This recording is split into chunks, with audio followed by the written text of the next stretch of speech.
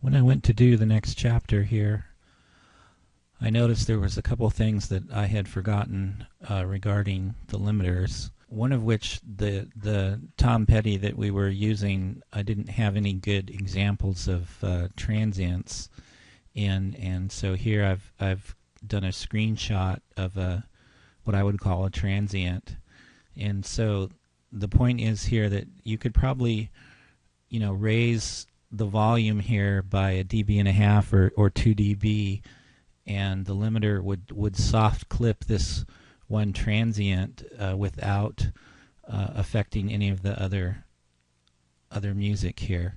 And again, we're defining transient as just this one individual vertical line, which is far above everything else. And of course, your ear should be the final judge, but that would be something we could look for that would tell us that we could possibly raise the output level on ZAG to get some more output.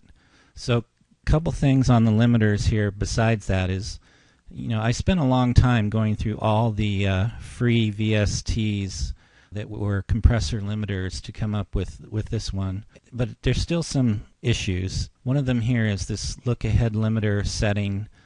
We always want it to be at max, and for some reason, even though I've linked all of them to this front left instance, you can see here that this is not at max, even though this one is.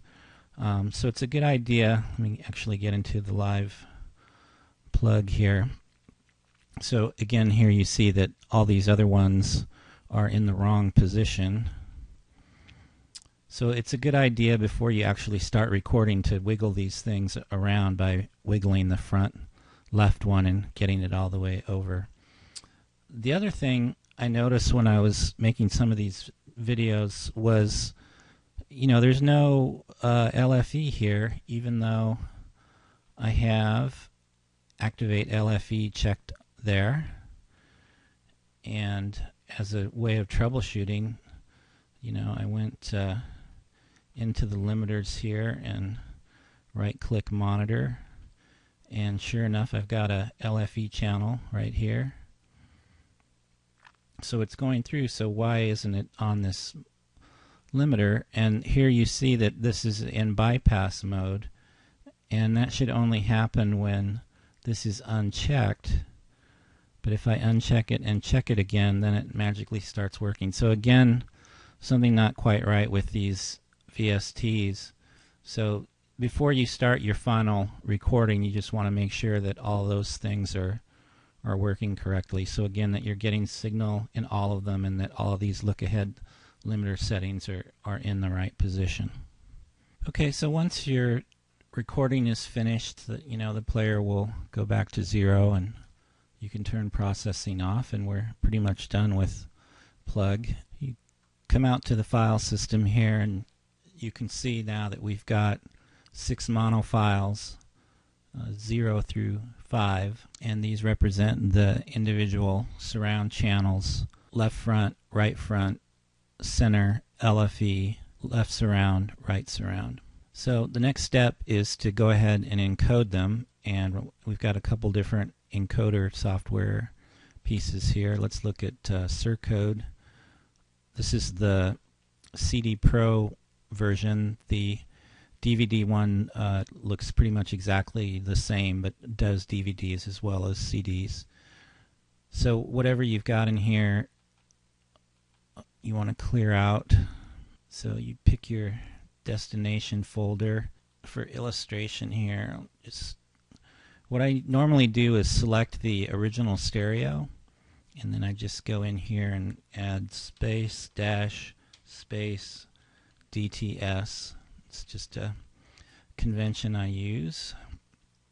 Makes it easy to be consistent with the Q file naming and stuff we'll show you in a minute. So then we go in here to left front would be 0, right front 1, center is 2, LFE 3, left surround 4, right surround 5.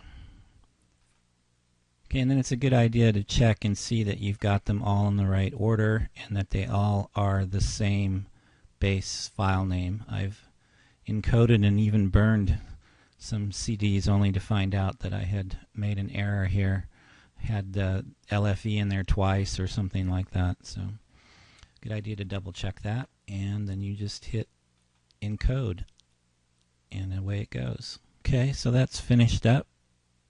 And you can see here in the file system that we've got our DTS encoded WAV file, which is almost the same size as the original stereo.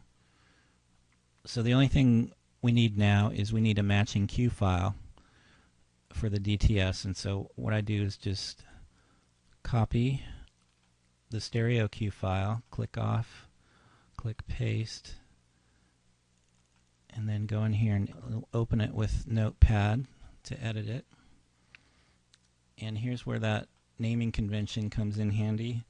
I can just hit space dash space DTS. So what we did there is we're changing the file name from the stereo wave to the DTS wave. Everything else remains the same. You can save that. And then we just rename it. Change the copy to DTS. And see, now we have a DTS-Q and a DTS wave file. And we can test this quickly by opening the Q file in foobar. And so here you see we've got all the 5 channels going. Turn my HT on here.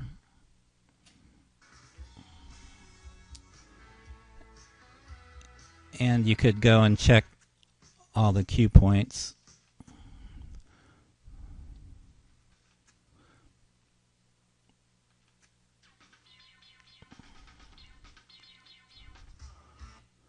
Okay, so now you're ready to burn one, and you could just say burn that Q file using image burn. And you're ready to go. If I put a blank in here, you just hit that and you'll make a DTS CD. So the other one is the DTS Surround Audio Suite, and you set your destination format here for DTS Music Disc, and your DTS Digital Surround 5.1 sample rate. And this is just a little easier to use in that you can just drag these guys in here.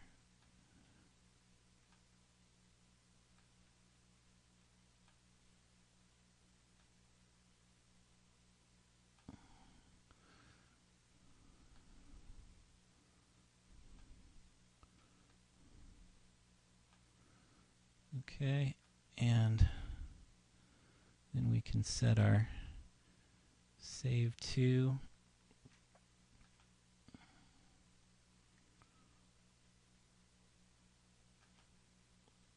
And this is the directory, not the file name. And then this is just the default. You can put whatever you want there. And then you just hit encode. And it's encoding.